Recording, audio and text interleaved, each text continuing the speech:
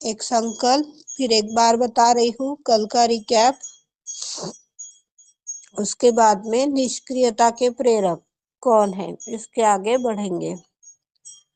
संकल्प हम सभी को लेना है, सहयोग को सामूहिक स्तर पर बसाएंगे, अपनी समस्याओं के लिए, संबंध के लिए, सृष्टि के संबंध के लिए ईश्वर के साथ एक धागे में जोड़ेंगे।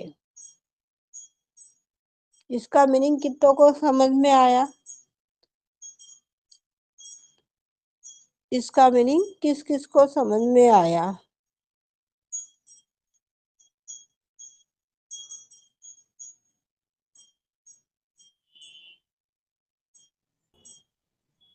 कौन बताएगा इस संकल्प का मतलब?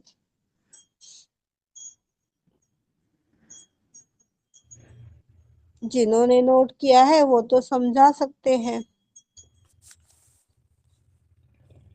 दीदी हाँ बताओ, इस संकल्प का क्या मीनिंग है, क्या करना है? सहयोग को सामूहिक स्तर पर, सहयोग मतलब सामूहिक स्तर पर, मतलब जो हमारी सामूहिकता है अंदर की, और जो अभी हम ले रहे हैं सामूहिकता में, उस पे एक एक जैसा ही रखना है। अपने अंदर कुछ और बाहर इसमें कुछ ऐसा नहीं दिखाना है। समस्याओं का संबंध के लिए सृष्टि का संबंध परमात्मा के और इस समस्याओं के संबंध के लिए और जितनी भी समस्याएं हैं उन समस्याओं को परमात्मा के धागे से, मतलब उन समस्याओं को समस्या ना समझते हुए उस परमेश्वर किससे एक रूप होना है। मुझे तो यही समझ में आया है। आगे आप। प्रयास अच्छा है। और कौन बोलेगा? अपनी एक की समस्या नहीं है सर, सहयोगी उनकी सामूहिकता की समस्या है, तो परमात्मा के धागे से जोड़ना है। अपनी स्वयं की समस्या नहीं, सबकी समस्या है ये। कैसे एक रूप?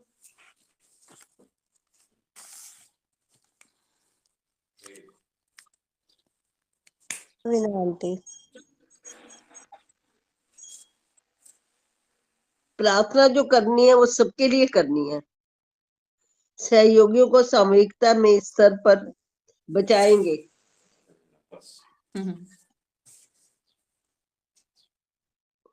चलो, सृष्टि क्या है? परमात्मा ने रची हुई है। हाँ मुन्नी आंटी, हाँ मुन्नी आंटी, जय श्री माता जी। जय श्री माता जी। पूरे विश्व की समस्याएं श्री माता जी के चरणों तक पहुंचाना है। चलो एक्सप्लेन कर रहे हैं, ध्यान दीजिएगा। अपनी समस्याओं के लिए संबंध, सृष्टि क्या है? परमात्मा। हम क्या कर रहे हैं? अपनी परेशानी आई कि हम किसी और के पास भागते हैं, पर परमात्मा की दौड़ नहीं लगाते हैं। अपनी समस्याओं के लिए अपने संबंध, सृष्टि का, जो सृष्टि में चराचर में विचरण कर रहा है, निरंतर हमें सुख शांति के लिए प्रयास कर रहा है, आनंद के लिए मेहनत उठा रहा है,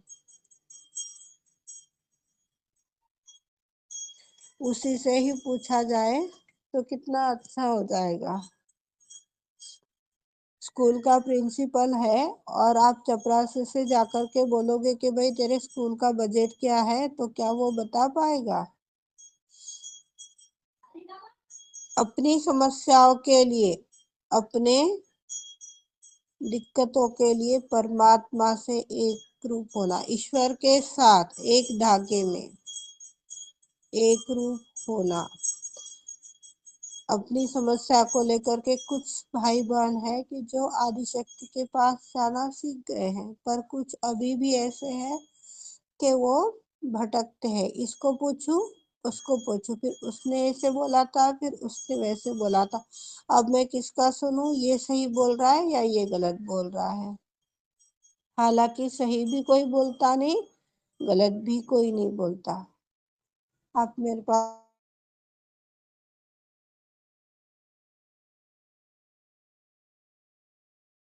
वो अपने अनुभवों के हिसाब से आपको बताता है। अनुभव से बढ़कर के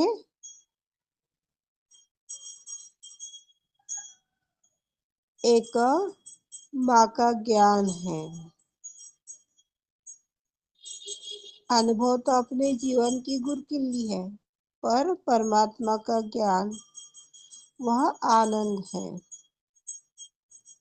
जिसे एक धागे से हमें जोड़ना है सभी को। हमने वो आनंद पाया, औरों को भी देना है। तो कैसे? हर घर घर भटक करके नहीं देना है। वह गुण अपने अंदर लाने हैं, वह ज्ञान अपने अंदर लाना है, वो शक्तियाँ अपने अंदर जागृत करनी है। आज ही श्री माँ ने सुबह के वाणी में बताया था कि ऐसा तेज था कि वो व्यक्ति जाकर के कित्तों को सहज में ले आया। उसकी वाणी इतनी अच्छी थी, उसके चेहरे पर का तेज इतना अच्छा था कि लोग खुद ब खुद पूछने लग गए कि भाई क्या है, हमें भी बताओ। पर लोग तो अपने पास आने से पहले ही हम लोगों तक पहुंच रहे हैं। तो ये सोचना चाहिए कि अपने अंदर क्या वह क्वालिटी आ गई है जो लोग हमारी बात सुनेंगे। हमारे अंदर ही यदि क्वालिटी नहीं है और हम लोगों को बोल रहे हैं, तो वो अपनी बात कितने हद तक सुनेंगे? क्या होगा? शारीरिक परेशानी आ जाएगी, टाइम खोटा हो जाएगा, घर में इम्बैलेंस आएगा, वो अलग। इसके लिए एक उपाय आप लोगों को बताया गया था कल। आत्मस्वरूप होना है। आत्मस्वरूप होना यानी अंदर और बाहर से एक रूप।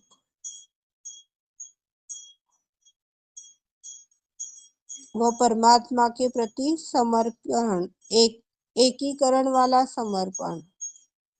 एकीकरण वाला समर्पण यानी सुख आए दुख आए, जो भी सिचुएशन आए, हर सिचुएशन में उसका हाथ थामे रखे हैं, बिना डगमगाए। कुछ है ऐसे कि भाई पूजा पाठ करते हैं और परेशानी आएगी फिर छोड़कर चले जाते हैं। हम पूजा पाठ किस लिए कर रहे हैं? अपने आनंद के लिए कर रहे हैं। परमात्मा ने तो हमें नहीं बोला कि तू आ और मेरी पूजा कर। उसके ऊपर एहसान क्यों करना हमने? जो कर रहे हैं खुद के लिए कर रहे हैं। इसके लिए हमें कड़ी मेहनत उठानी पड़ेगी खुद को शुद्ध करने के लिए।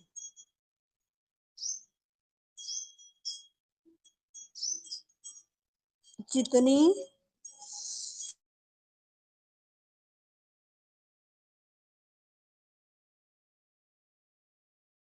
जितनी मेहनत उठाओगे, जितना तपोगे, उतना ही तो चमकोगे।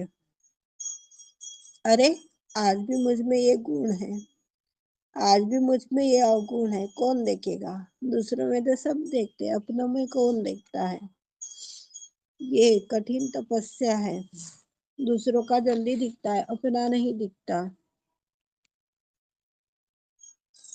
ये मेहनत यदि हम उठाएंगे तो कितने भयानक दुष्ट भयानक चीजें अपने ही अंदर दिखेगी कि आज तक मैंने क्यों नहीं देखा, मुझे क्यों नहीं दिखाई पड़ा, और मैं तो दूसरों में ही खामियां देख रहा था, ये तो मुझ में भी है।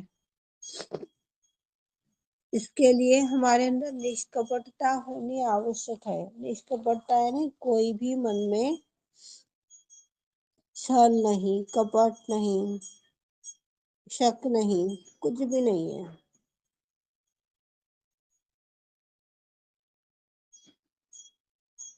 निष्कपटता को अपने अंदर स्थापित करने के लिए, जागरूक करने के लिए श्री गणेश का सबसे पहला गुण ईमानदारी हमारे अंदर होना चाहिए। यदि ये है तो निष्कपटता आसानी से आ जाएगी, पर ईमानदार ही नहीं है तो ये कोसों दूर रह जाएगी।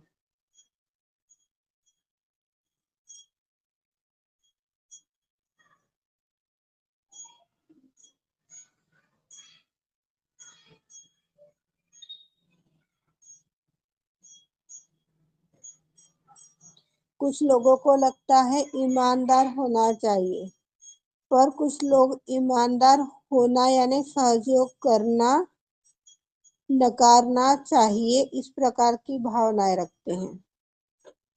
उन्हें समझता भी नहीं है कि सहयोग की ही माध्यम से हम एकत्रित हो रहे हैं। आदिशक्ति की ही कृपा से हम एक ही टेलीग्राम पर, एक ही ग्रुप से बने हुए हैं, 4 कोनों के लोग।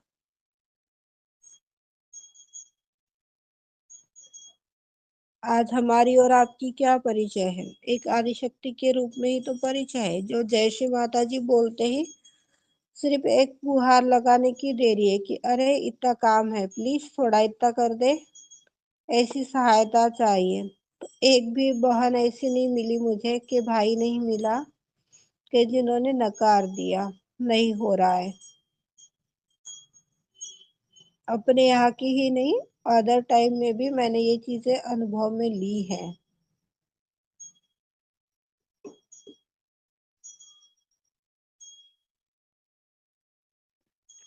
ईश्वर के बीच में किसी भी तरह का छल नहीं है, कपट नहीं है, तो यह हमारे लिए अच्छी बात है। पर है तो हानिकारक घंटी है। लग रहा है मैं सहयोग कर रहा हूँ और गलत कार्य भी कर रहा हूँ, तो मुझे मेरी माँ रक्षा करेगी, तो भ्रांति में मत जिए। भ्रांति में जीने का मतलब आप सभी को बताया था। भ्रांति अपनी लेफ्ट साइड में इम्बैलेंस तैयार कर देती है। वर्तमान में हम नहीं रहते।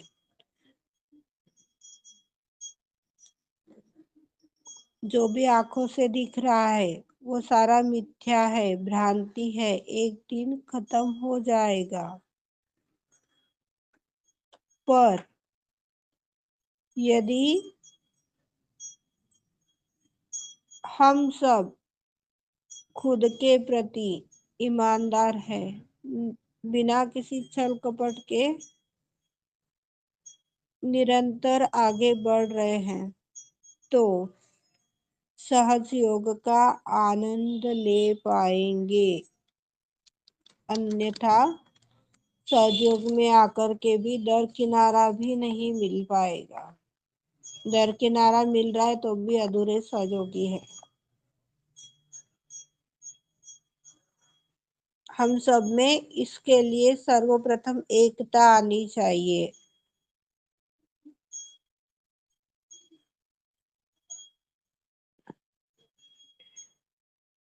एकता तब आएगी जब एक के प्रति निस्वार्थ प्रेम रहेगा।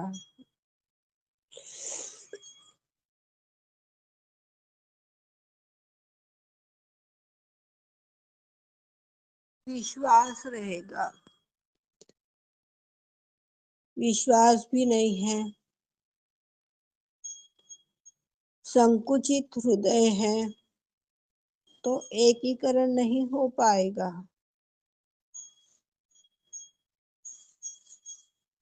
क्योंकि निष्कपटता का जो प्रेरक है ये हृदय से ही जन्म लेता है और अपने मन पर, बुद्धि पर, शरीर पर कार्य करता है। अच्छा है तो प्रसन्न लगेगा और बुरा है तो परेशान करके चला जाएगा। ऐसे कई गतिविधियां आप लोगों को दिन भर में देखने मिलती होगी। ज्यादा बच्चा ही परेशान कर दे, पढ़ाई मत करने दो, तो आपका मन कितना चिड़चिड़ हो जाता है, कितना बुरा लगता है। अब इसको मारूं, क्या बोलूं, क्या करूं, कितनी खुरापतें अपने दिमाग में चलती रहती है। उनके पीछे लगते लगते शरीर बोझिल अलग हो जाता है।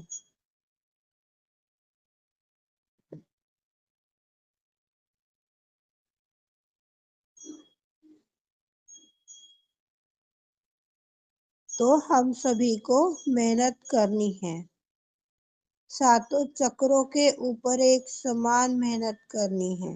जिस चक्र में जो असंतुलन है, जो कमी है, उसको देखना है। देखने के बाद में सिर्फ माँ को बोलना है कि माँ, आज भी मेरे अंदर ये कमी है। माँ, इस कमी को आप ही भर दीजिए। इतना सिंपल तरीका है, सहज योग, जो एकदम सरल है, सोपा है, बिना किसी कष्ट के हमें वो परमानंद दे रहा है।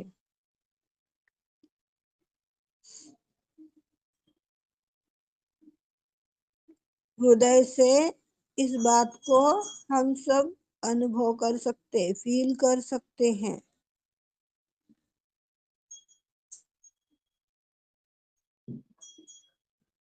पर किसी पर निर्भर भी नहीं रहना है कि चलो वो मेरा प्रेम, उससे मेरा प्रेम है तो वो मेरा कार्य कर ही देगी। इस तरह से किसी के ऊपर डिपेंड भी नहीं रहना है,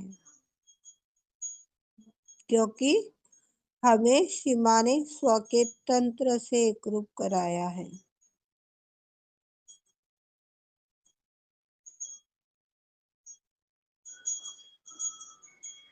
माता पिता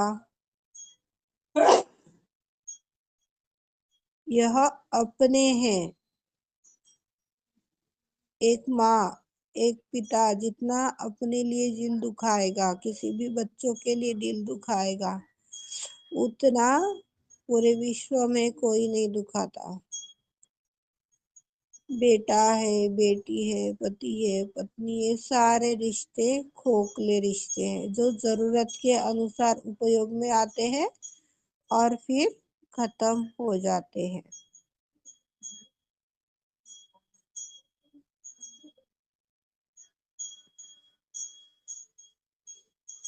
माता पिता के प्रति यदि किसी बहू के अंदर, मान लीजिए किसी महिला, कोई लड़की शादी करके अपने ससुराल गई है और उस सास ससुर का अनादर कर रही है, उनका तिरस्कार कर रही है, तो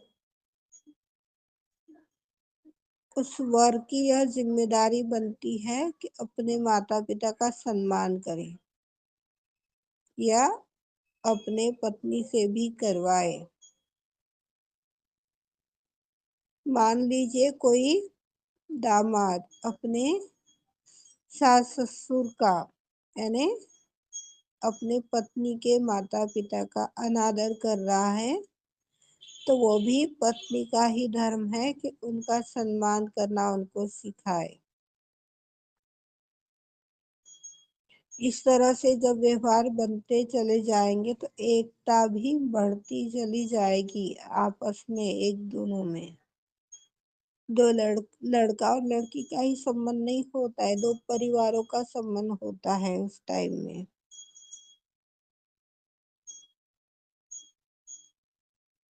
जब इस तरह के संबंध बन जाते हैं, जब इस तरह की एक एकता परिवार में बोलो, मन में बोलो, अपने घर में, गली में,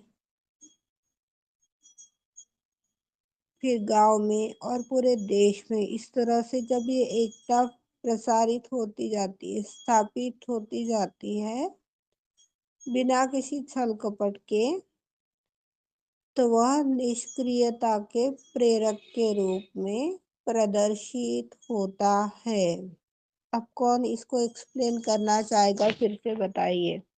एक्सप्लेन करोगे तो आपके मस्तिष्क में अच्छे से बैठ जाएगा, नहीं तो कल फिर वापस आज की तरह। चलो, कौन बोलना चाहेगा?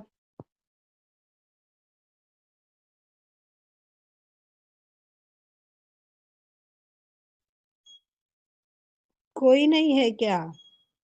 किसी को भी ध्यान में नहीं आया क्या? ध्यान में आया होगा तो समझाएंगे, और नहीं आया है तो फिर से बोलने के लिए बताएंगे। दीदी मैं बोलूं? हाँ। आत्मस्वरूप। आत्मस्वरूप मतलब अपने अंदर बाहर से एक रूप, सुख दुख सभी परिस्थितियों से एक रूप होना। वह स्वयं को सिद्ध करने के लिए कड़ी मेहनत करनी पड़ेगी और आत्म परमेश्वर से एक रूप होना पड़े। मेहनत उठाने से भयानक कृति अपने ही अंदर दिखाई पड़ती है। जब हम मेहनत करते हैं तो हमें पता चलता है कि हमारे अंदर क्या दोष है, क्या बुराइयां हैं। उनको हम जब समाप्त करेंगे तभी जाके हमें हमारे अंदर की अच्छाइयां दिखा, जिसको निष्कपटता कहते हैं, जो कोई छल कपट नहीं होता है। गणेश का गुण है ईमानदारी और इसी से निष्कपटता आई। ईमानदारी सहजयोग को नकारना नहीं चाहिए। ईमानदार जो है वो कभी भी पता है बेईमानी नहीं करेगा, और जो बेईमानी नहीं करेगा, सहयोग में आके जो बेईमानी करेगा उसका श्री माता जी साथ नहीं देंगी। यदि हम स्वयं के प्रति ईमानदार नहीं रहेंगे तो हम आनंदित कैसे होंगे? हमें अपने को आनंदित करना है और उस परमेश्वरी के राज्य में स्थापित होना है। और एकता तभी आएगी जब हमारे अंदर सभी के लिए निर्वाच्य प्रेम होगा। संकुचित हृदय से निर्वाच्य प्रेम उत्पन्न नहीं होता है। अपने शरीर, मन, बुद्धि पर प्रभाव हमें किसी पर भी निर्भर नहीं रहना चाहिए, क्योंकि हम श्री मां के स्व के तंत्र में स्थापित हुए हैं। अपने माता पिता जितना हमारा ध्यान देते हैं उतना कोई भी रिश्ते, कोई भी नहीं देता है। जितना अपने माता पिता सोचते हैं, बाकी सब रिश्ते खोखले हैं। बाकी बिना छल कपट के ही अपना कार्य करना चाहिए, और निर्विकल्प बिना छल कपट के कार्य करने को ही निष्कपटता कही जाती है।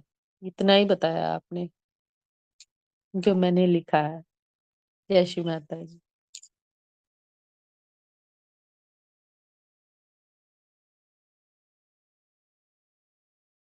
श्री माता जी दीदी।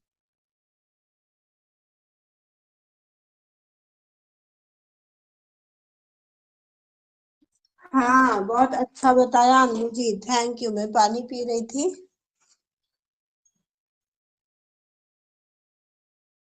और कोई?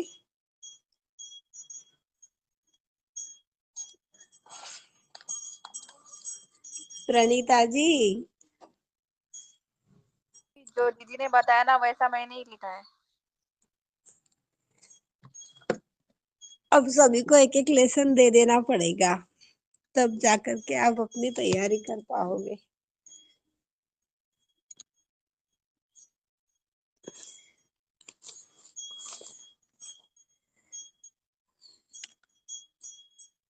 जब अपने अंदर एकीकरण की प्रेरक शक्ति जागृत हो जाएगी तो स्वचालित रूप से एकरूप होते चले जाएंगे। इसमें मनमुटाव है तो इसको कैसे पास में लाया जाए, इसको इसकी बुराइयों को कैसे खत्म किया जाए। इस तरह के संकल्पना यदि हमारी बन रही है कि भाई ये दोनों गुस्सा है, आपस में बात नहीं कर रहे हैं, तो इनकी आपस में कैसे बनेगी, कैसे होगी।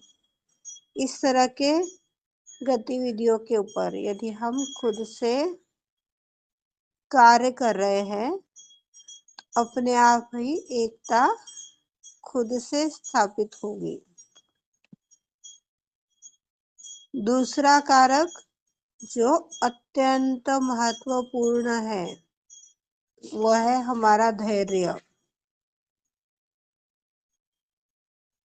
कितनी बार बोलते हैं चिड़चिड़ हो गए, अब नहीं बोलते हैं, अब खुद से कर रहे हैं, मतलब बने हुए हैं किसी के बिना उम्मीद के कि नहीं आज नहीं कल आप सब अपने डर पर विजय प्राप्त कर ही लोगे। आज नहीं कल आप आदिशक्ति का संदेशा अपने गुणों के माध्यम से, अपने ज्ञान के माध्यम से सभी को फैलाओगे।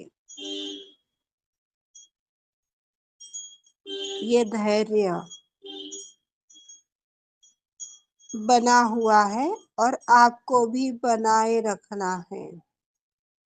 इस धैर्य में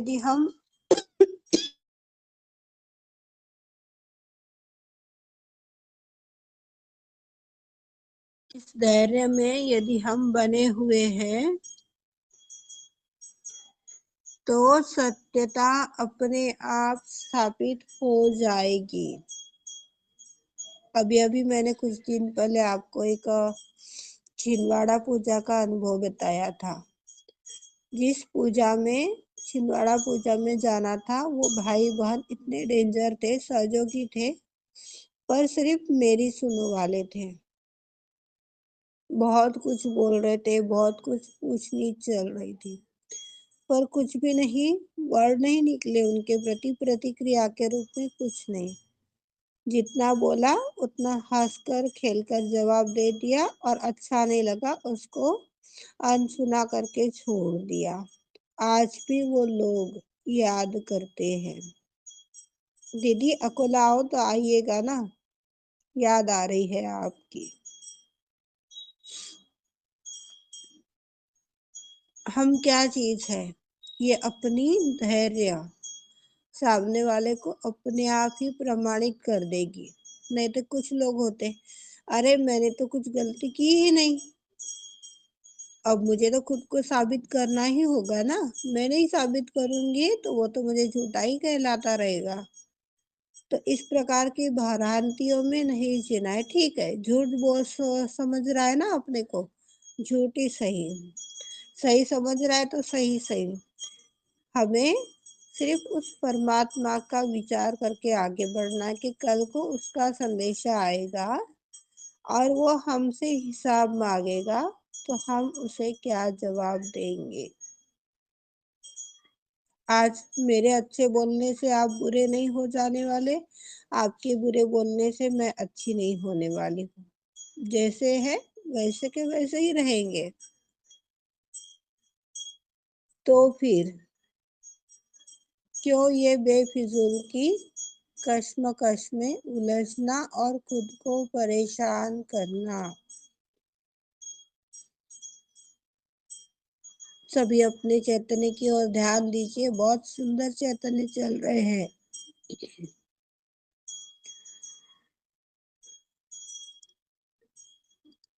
धैर्य प्राप्त करने के लिए हम सभी को पता होना चाहिए कि हम कहाँ पे हैं। हम यानी खुद, आप कहाँ पर हो, मैं कहाँ पर हूँ, ये हमें पता होना चाहिए। पता है तो फिर क्यों उन्होंने ऐसे क्यों बोला, क्यों किया, इसकी जानकारी, ये जानकारी मिल गई तो पता चलेगा दूसरों के साथ में कैसे रहना है।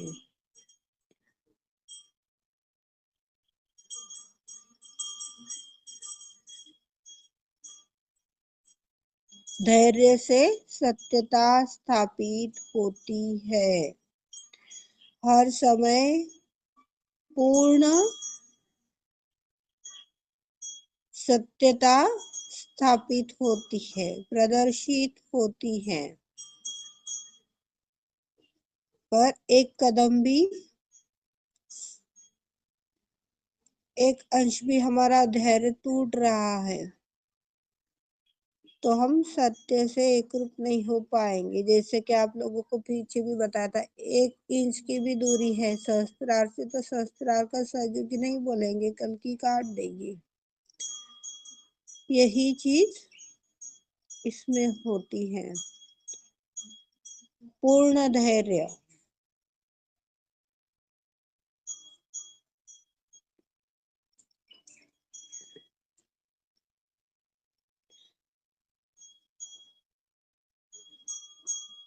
अब हमें ईमानदारी की गहराई में उतरना है।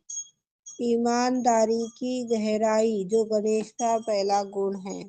ईमानदारी तो है, पर कभी कभी क्या होता है, जाने दो, चलता है इतना उतना, तो थोड़ा सा झूठ बोल लिया, थोड़ा सा गलत कर लिया तो क्या हो गया, चलता है। ये नहीं, अब पूर्ण रूप से ईमानदारी जो हरिश्चंद्र के अंदर हमने देखी थी। सब कुछ खत्म हो गया, आपने बीवी बच्चे बेटे बेटी सब कुछ बेच दिया एक सादी परीक्षा के चलते हुए। कहा राजा था वो और किस और आ गया, किसी का नहीं सोचा, पर ईमानदारी से डगमगाया भी नहीं। सत्य व राजा हरिश्चंद्र की कहानी कौन सुनाएगा, किसको याद है? सत्य राजा हरिश्चंद्र की कहानी मुझे पूरी याद नहीं है, आप में से किसी को याद है तो बता दो।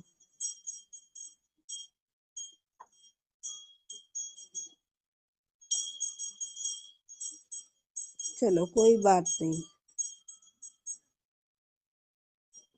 सब दांव पर लग गया, फिर भी धैर्य नहीं टूटा, और जब सब खत्म हो गया तो परमात्मा ने खुद उसे दर्शन दिए और उसका राजपाट बिछड़ा हुआ परिवार मिलाया था।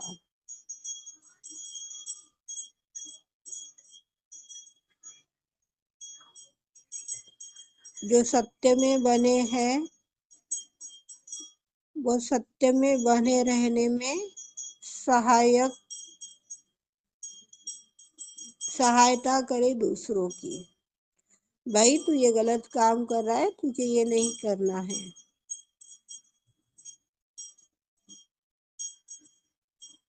पहला संकल्प जो अभी सहयोग को एक रूपता से स्थापित करना है, यही हमने देखा था पहला संकल्प। सामूहिक स्तर पर बसाएंगे, पहला संकल्प सामूहिक स्तर पर बसाएंगे सहयोग को। अब दूसरा संकल्प लेना भी है और देना भी है, दिलवाना भी है, निष्कपटता का, कि हम आज के बाद में किसी के साथ छल नहीं करेंगे, आज के बाद में किसी की निंदा नहीं करेंगे, आज के बाद में हम किसी के बारे में बुरा नहीं सोचेंगे, बुरा नहीं देखेंगे। गांधी जी के 3 मंत्र, बुरा मत सुनो, बुरा मत बोलो, बुरा मत देखो।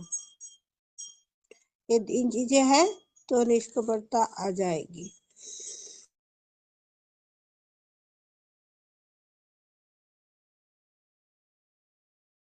चलो एक प्रार्थना के माध्यम से आदिशक्ति से एकरूप होते हैं। माँ, सभी को प्रार्थना बोलनी है। माँ, विश्व के सभी संतों में निष्कपटता का संकल्प लेने की, विश्व के सभी संतों में निष्कपटता का संकल्प लेने की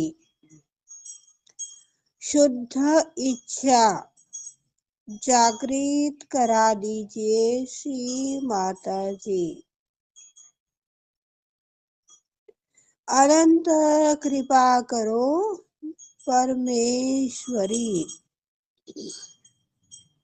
अनंत कृपा करो परमेश्वरी।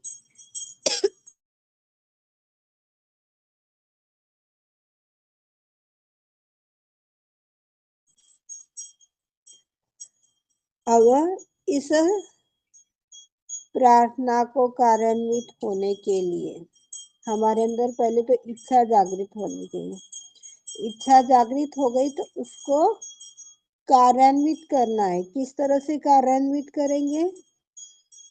अपने अंदर देखना है कि आज चित्त के माध्यम से, भावना के माध्यम से, वाणी के माध्यम से, मस्तिष्क के माध्यम से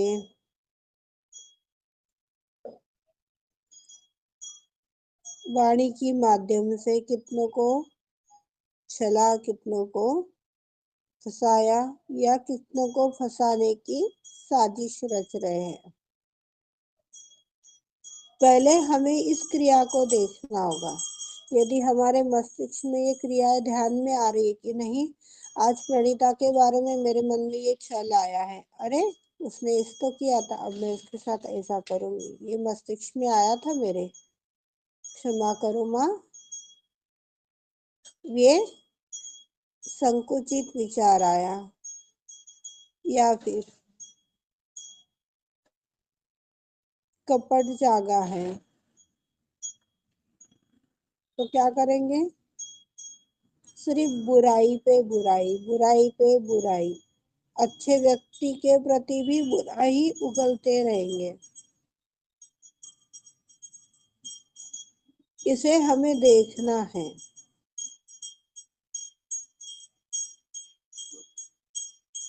एक प्रकार का ध्यान आपको पहले बताया जा चुका था। सुबह दिनचर्या मांगिए, माँ से आशीर्वाद मांगिए आज के सारे गतिविधियों के लिए। उसके बाद में शाम का ध्यान, मैंने आज मेरी सास के साथ में क्या किया, पति के साथ में क्या किया, बेटे के साथ में क्या किया, क्या देखा, क्या बोला, मैंने क्या बोला, उसने क्या बोला, ये सारी चीजें आदिशक्ति को ध्यान के माध्यम से बताओ और उसमें से माँ इन सारी गतिविधियों में मुझसे क्या कमी हुई है मार्गदर्शन करो ताकि ये गलती डबल ना हो। ये एक टाइप का आप लोगों को ध्यान बताया गया था। और आज दूसरी प्रकार का ध्यान, मस्तिष्क को प्रिपेयर करना है, आदिशक्ति से वो ज्ञान मांगना है, वो शक्ति मांगनी है। ध्यान की पद्धति नंबर 2, माँ आज दिन भर में मेरे हृदय में, मेरे चित्त में, मेरी मस्तिष्क में किसी के प्रति गलत भावना ना आए, गलत विचार ना आए, गलत शब्द ना आए।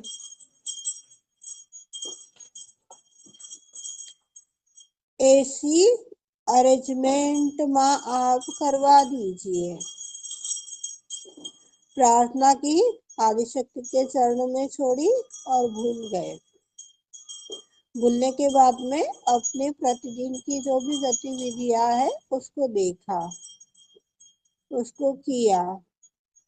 करने के बाद में शाम को सारा रिपोर्ट आदिशक्ति को दे दो। माँ आज मैंने सुबह उठी तो मैंने ये नहाई, फिर मैंने चाय पी, फिर मैंने बर्तन मांजे, फिर मैंने कपड़े धोए, उसको ये बोला, उसको वो बोला, इस प्रकार की क्रिया की। ये सारा ब्यौरा माँ को दे दीजिए। जब ये ब्यौरा दे रहे हैं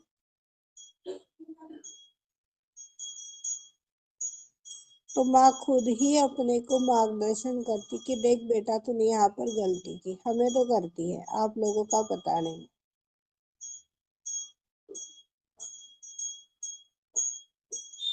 उसमें झूठ भी आ गया, फरेब भी आ गया।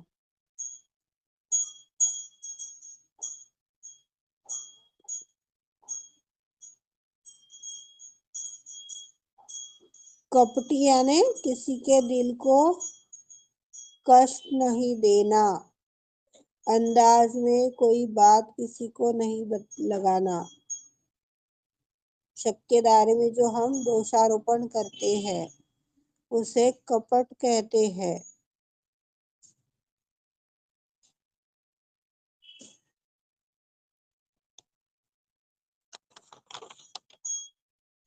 अपने दिमाग पर नियंत्रण रखना है।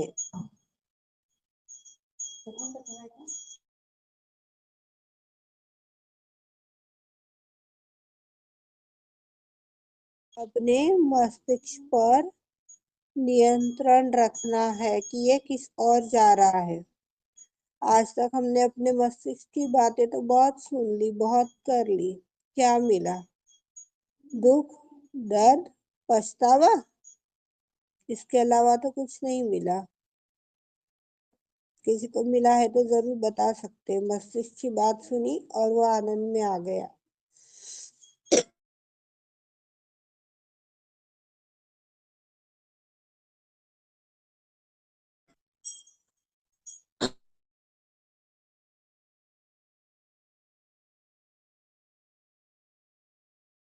जब हम अपने दिमाग के ऊपर ध्यान देंगे, उसको धुतकारेंगे, आज तक तेरी बहुत मान लिया, आज तक तेरा बहुत सुन लिया, बहुत हो गया, बहुत कर लिया, अब तू अपनी मनमानी ना चला, अपने आत्मा की बात सुनेंगे। मुझे तो लगा था ऐसा नहीं ऐसा, पर मैंने ध्यान ही नहीं दिया। आज मैं ऐसा कर लेती तो ये दुख नहीं होता था, पर मैंने अपने मन की बात नहीं सुनी।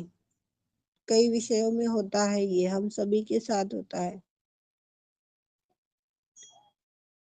जिस दिन हम अपने हृदय की बात सुनना शुरू कर देंगे, आप खुद दंग रह जाएंगे कि निष्कपट होना कितना सरल है, सोपा है। ये मत सोचिए सामने वाले को क्या अच्छा लगेगा, क्या बुरा लगेगा। हृदय में आ गया है तो बोल दीजिए, आज ना कल वो अपने हृदय को समझ ही जाएगा। ये आदत मेरी है। किसी के प्रति बुरा भी लगता है ना, अन्नू जी आज आपके बारे में ना मेरे मन में इस तरह के ख्याल आए। कितनी बार बताती हूँ ना अन्नू जी आपको। जो क्लोज होता है उनके ही प्रति बुराइयां लाती है, उनके ही प्रति धारणाएं बनती हैं।